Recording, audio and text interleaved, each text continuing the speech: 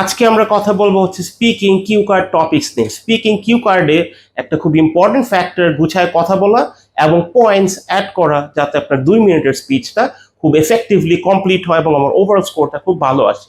এখন এইখানে সবচেয়ে ইজিয়েস্ট পদ্ধতি যেটা হচ্ছে, you can add more points to say on each of this questions.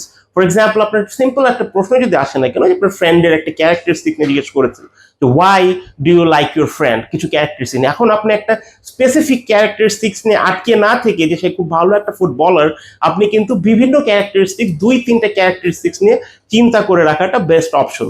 আমরা এই জায়গাটাতেই ভুল করি, আমরা প্রিপারেশন টাইমটা কোন ফ্রেন্ডটাকে নিয়ে বলবো এবং কোন ক্যারেক্টারিস্টিক্সটাকে নিয়ে বলবো সেটা নিয়ে আটকায় যাই। এর চেয়ে বরঞ্চ আপনি যেই ফ্রেন্ডই হোক না কেন তার বিভিন্ন বিষয় অ্যাড করে নেন। অন্য কোনো ফ্রেন্ডের যদি কোনো ক্যারেক্টারিস্টিক্স পছন্দ হয়, সেটা একসাথে একই জন হিসেবে বলতে কিন্তু কোনো সমস্যা নাই। এরকম আপনি তার একটা ভালো দিক, পড়াশোনা, তার খেলাধুলা, এছাড়া তার ড্রেস আপ, তার পার্সোনালিটি, সবকিছু নিয়ে পয়েন্টস অ্যাড করতে থাকেন। টপিকটা ইজি ছিল, বাট যে কোনো ডিফিকাল্ট টপিকেও এটা অ্যাপ্লাই করা সম্ভব। আপনি বিভিন্ন অ্যাঙ্গেল থেকে টপিকস অ্যাড করে নেবেন।